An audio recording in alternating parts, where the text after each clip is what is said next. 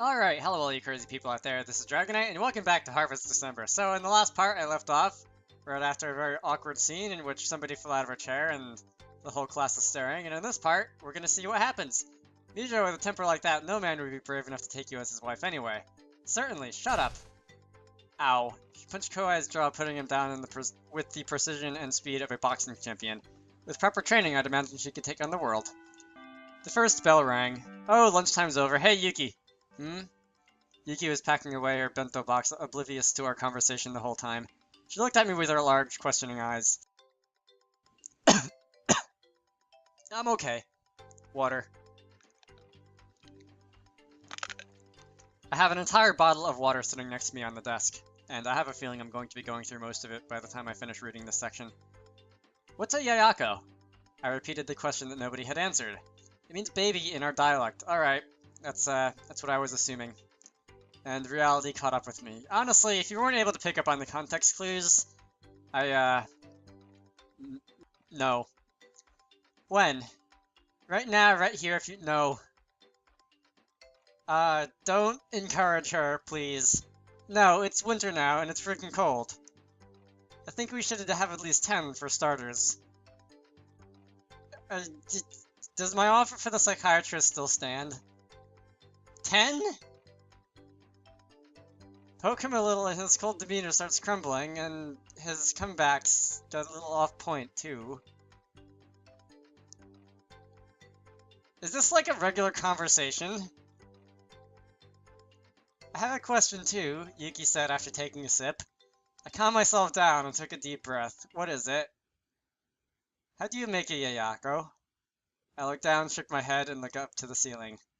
After sucking in as much air as I could into my lungs, I yelled, Mom, Dad, I want to go back to Tokyo right now. Excuse me while I go run across the room. Laugh for a while, bang my head on the wall.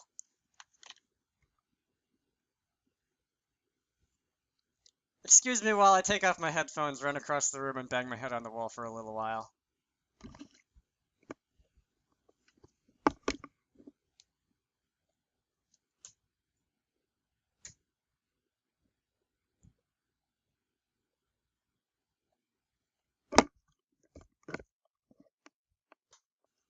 My head is rather sore right now. Continue. The second bell rang amidst Koai and Sine's laughter, and Mizra was looking annoyed until the teacher came in. Grr. Yeah. My thoughts exactly. I kept walking while staring at my feet. It was my habit when deep in thought. The imprint of my footsteps left on the thick layer of snow stayed completely white, something that never happened on the polluted streets of the city. A blizzard might come by nightfall, Koi commented as he looked up at the gray sky. And then, silence again, only the sound of our footsteps reached our ears. As soon as school ended, Mijo declared, We've got some talking to do, girls only, then dragged Sune and Yuki away. I immersed myself in my thoughts again. Thinking and imagining are the same thing. You process what is in your reality now, then repeatedly imagine all sorts of different outcomes for the actions you consider taking, and then... I still can't decide. About what? After a half hour of contemplation, I finally decided to give up. What about? Koi asked. The Cabbage Patch. Cabbage. The Cabbage Patch or the Stork. How do I explain the mechanics of babies to Yuki? What's the best choice? I have heard the Stork, I have never heard the Cabbage Patch. I think I was trying to think of the best way to give Yuki a satisfying answer without actually having to meet her demands. Don't ask me! Don't look at me like that, you're pitying me, I can tell. Cabbage Patch or Stork, you can't be serious. There's a worse explanation than... That's a worse explanation than the textbooks we get in biology. It's been a very long time since I took a biology class. Something about, like, mitosis. I just banged my head on the wall a bunch of times, I'm sorry. Those are the best options I could think of. I suppose it could be possible to trick the Princess of Todowa into believing them. She's unbelievably innocent in the matters like that. Koai spoke familiarly about Yuki because he had known her since childhood. She was brought up so strictly she'd never even seen a TV set till she was in secondary school. I know she can be naive. or she wouldn't have requested a baby out loud in public. Okay, so that's a little bit of an explanation. But still, these are like 17 and 18-year-olds we're talking about here. She's pretty straightforward with her feelings too, not just pretty straightforward, very straightforward. Or she wouldn't have asked me out on the first day at school. Well, why don't you just give in? Koi stopped and suddenly grabbed my shoulders. That's a horrible idea. Explain to her practically, not informatively. Take some action. Get some action. That's an even worse idea. And then tell me about it when it's over. I couldn't have confided in you in the first place. I shouldn't have confided in you in the first place. I had thought Koi would give you some seriously... I thought Koi would take me seriously and give me some good advice, but perhaps my expectations were set too high. I mean, he is a high schooler. I sighed and quickly started to walk away. I just wanted to duck under a warm blanket and mope away. Wait up! Noticing the change of his voice, I turned around. Why don't you ask the opinion of our resident god? Oh, you see, given the events of the first couple blocks of text, that would probably just make things even worse. He nodded towards a small yashiro at the side of the road. Masaki! The voice rang out with the howl of a wolf. The doors of the yashiro flew open and something burst out in a white blur. The speed of it, heading straight towards me, exceeded the speed of my reflexes. Without being able to dodge... Ow. My body flew horizontally from the impact. Why is there no, like, art drawing for that? Oh wow, humans can fly, just what I was thinking about. Collision. Love hurts? Koi commented offhandedly. I groaned as I tried to get up. I had hit a tree, my head was spinning from the blow. Okay, so I'm not the only one who whacked their head against something hard today. You wimp! You consider yourself the husband of a god. I began to focus. I told you before, you've got to stop bowling me over like that. I can't be bothered to remember unimportant promises. Consider it your punishment for making a god feel this excited to see a mortal again. As I've said before, I tend to be attracted to all things unreal. Yeah, unreal is one way to put it. The long growl of a wolf penetrated the air. White breath escaped through its yellow teeth, obscuring for a moment the sight of the small girl riding on its back. Come on, stand up now, your friend's getting worried. Shiro-sama, I called out her name. She gave me one of her wild, feral smiles. She behaved like one used to imposing on others and having her way. You're visiting this boy's house, aren't you? I'll make my way there first. See you later. More water. I have to say, reading this video has been a little bit less disastrous than reading the last one, so maybe I'm actually improving. Who would have thought? Where was I? She jumped off the wolf's back and ran towards the yashiro she had just come out of. With that said, I have no idea why, like, sometimes I roll the R and sometimes I don't, and that was it. It's very weird. I don't do it on purpose. Ducking under the small door, she disappeared. It's just like an artifact of, like, trying to read too fast, I guess. By now you would think she would remember my name, Koi grumbled. But I wasn't listening. I was entranced by the sight of her. Still looking for traces of her, the image of her running away printed on my hand. In my mind. Hand. Same thing, really. The vision of her, the legends about her all got mixed up and erased everything real. You are completely hopeless. Gruff. Koi sighed, and the wolf nodded in agreement.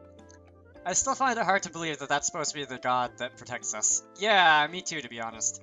Gruff. The wolf nodded again. He understood our language. Giving me a warm, wet look on the cheek, he spoke directly into my mind. Apologies on my behalf of the master. Apologies on behalf of my master. I really cannot help the way she behaves. I know that, Shiru. Then again, Shiru does sound a little bit better if you, like, roll the R, like I think you're supposed to. Someone! Japanese! Correct me on that. I know that, Shiru, I murmured without looking at him. My mind was still fuzzy. I can imagine. Come on, let's hurry. You never know what she'll get up to if we're late. I agree. Shiru gave me another lick. Our goddess was notorious. Is this like the goddess of mischief or something? Like, I don't know, Shergarth or whatever? I stood up on shaky legs. Shiru gestured to his back with a swing of his nose. Get on. I nodded, but I didn't move. You alright? I'm fine. I wasn't. I was still feeling the aftermath of the impact. I gazed at the wolf's white back. She was just there just a few moments ago. Shiro-sama had sat there. Shiro-sama. Discussion, the girl's side. This is gonna be even worse, isn't it? Shiro-sama's to blame for everything. Miju yelled, flailing her arms about. Yuki watched Miju's small footsteps dot the snow in wild patterns. The three girls were walking on a road off the usual route from school. She had to be the devil. Feated ass munching pud whacker. Oh, blasphemy, Miju, stop it or you'll curse us all. Namandabu.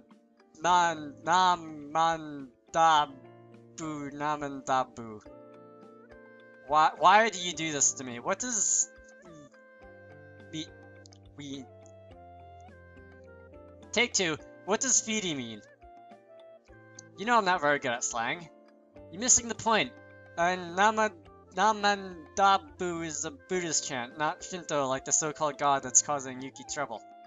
Don't say things about her like that, it's disrespectful. Yeah, because of her, Misaki-san's gone all gaga. I think everybody's gone all gaga around here, and it doesn't really need the help of that god, or anything like that. Do you think I would make a successful god slayer? You? What? Don't suddenly go murderous like that. Kubikirimaru. Kubikimaru. Kubikirimaru. Let's go with that. Kubikirimaru will make sure she doesn't see the light of day if she touches Misaki. Oh, now you're scaring me. If we're going to finish her off, we've got to plan carefully. No one must know how we did it. How exciting. The perfect murder mystery. Why don't you call, like... never mind. I was gonna say, why don't you call, like, Tiz or Ringabel or Adia the God Slayer, but... that stopped being funny long ago. What? Are you for real? We won't take her down with regrets. No guilt, no remorse. That's the way to go. We shall triumph and feel good about ourselves once it's over. Looks like it's going to be a cold-blooded night. You stop going off topic like that. No bloodshed, no mystery. Yuki looked up at the heavy sky, gathering her hair around her shoulders. It was getting dark. What's the matter, Miju? You look down. Never mind. Miju walked with her shoulders slumped. Yuki and Sine shrugged at each other. The snow this year was reported to be excessive even for Tagami. On their way, they met several people from the town council spreading melting agents all over the roads. Whenever Yuki nodded in greeting, they would bow deeply. Fame! They aren't bowing to me, they're bowing to Towada. Todowa? I think Todowa is a town, like, not too far from where I live, but I'm not sure. But you'll inherit everything one day, so it's the same thing, right? Miju was back in a good mood again. No. No? I won't be taking over Towada. Misaki will be as my husband. That was fast. Oh, you've got his future planned out for him already, have you? Am I wrong? I would think so. Maybe. Just typical. Somehow I have a feeling that that wasn't a compliment. Not really. And I assume that's both of them saying it at the same time, not really, because it's like on the same line of text and stuff. Yuki didn't look too satisfied with their chirping, but didn't pursue the matter further. We're here! Here again! Where else? Tadaima! I'm home! I assume the highlighted words are like names or something. Sine ducked under the Norn painted with the letters Sine. The small Japanese eatery was named after her. Really now. As she pulled the wooden sliding doors open, the inviting scent of Japanese wine and warm stew wafted out to greet our noses. Fortunately, I can talk about food in a video game Let's Play whatever thing because I already ate, and I'm not already hungry. And I'm not gonna, like, brain stop functioning at the mention of food. Welcome home! Sine's mom, Yumi, looked up. She was making preparations for the evening. Can we sit in here, Mom? How can I refuse when we have the daughter of Towada here as our guest? She teased. When she smiled like that, it was obvious where Sine got her looks from. Sine and Miju sat down at the usual spot on the counter table, but Yuki stood still, facing the back of the shop. You all! She called towards a group of men taking up the floor seats. Young miss, they jumped visibly. I believe working hours aren't over yet. This is... The young man sitting closest to the front attempted to make an excuse, but failed miserably. All of the men at the table worked for Towada. In other words, their livelihood depended on the Towada family. All of you are gathered here even before the sun has set, imposing on Yumi-san's kindness to let you in despite the fact that it's before the evening opening hours. Do you have something to say about that? They all fell silent, uncomfortably fidgeting uncomfortably in their seats. It wasn't unusual for men twice the size of Yuki to cower under her glare. Scary, Sine muttered, happy she wasn't on the receiving end of Yuki's wrath. There is yet to be a man who can defy a Towada woman and live to tell the tale. Oh, thanks. Miju accepted us. Oh, thanks. Miju accepted a small dish of braised vegetable from over the counter. However, Yuki's expression softened. I suppose I'm no better, since what I've accused you of can also be said of myself. As partners in crime, shall we all agree we will keep this a secret? We, Yumi-san, put the bill for this table on me. Okay. Yumi nodded like a child. Mom, you're behaving like Yuki's the adult here. Please, enjoy the evening. Yuki bowed deeply. Thank you, young miss. There should be a comment in there. Not necessarily, but I feel like there should be a comment in there. To the Princess of Tawada. The men cheered and lifted their glasses, the atmosphere suddenly warm again. Sorry to keep you waiting, Yuki returned. Oh, Yuki returned, that is a period.